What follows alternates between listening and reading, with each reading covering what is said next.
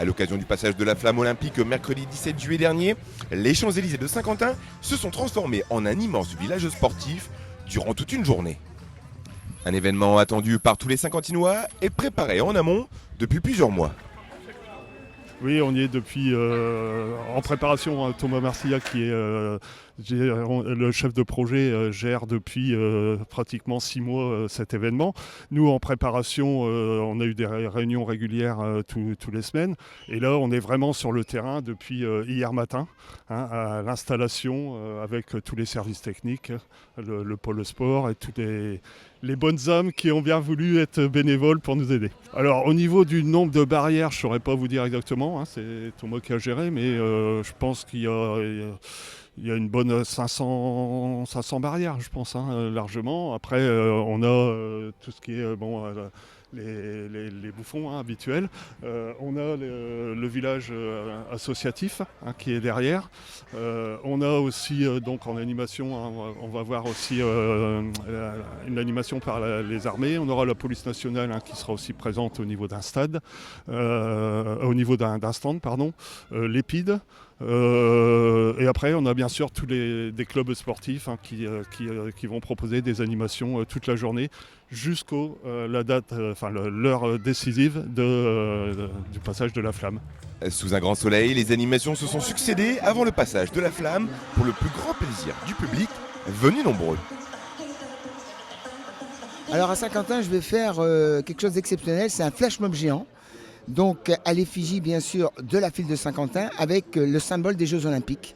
Donc j'espère que ça fera buzz et que Saint-Quentin sera à la hauteur pour récolter 7 médailles d'or. C'est intergénérationnel, petits, moyens et grands. Les mouvements sont basés pour que justement ce soit festif et surtout ambiance. C'est pas une chorégraphie, c'est des gestes, des mouvements, des onomatopées et qui représentent le symbole des JO. Voilà. Avec Saint-Quentin, JO, Olympique, la flamme. Mais ça, c'est mis dans une petite ambiance, c'est la surprise.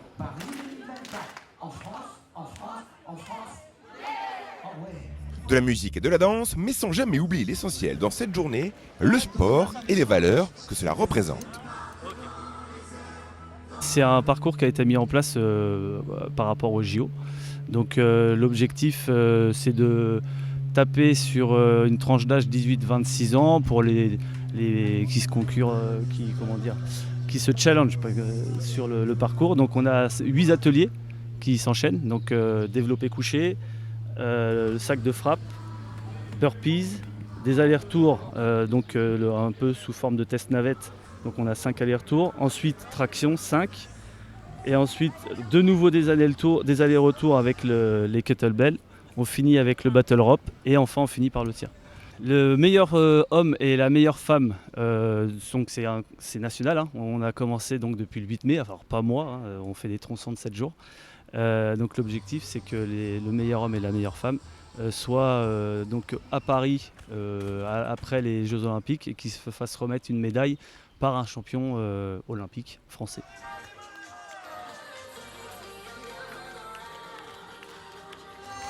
Cette journée s'est clôturée par le passage de la flamme aux Champs-Élysées, moment tant attendu par tous les Saint-Quentinois présents ce jour et qui n'oublieront très certainement jamais ce moment historique à Saint-Quentin.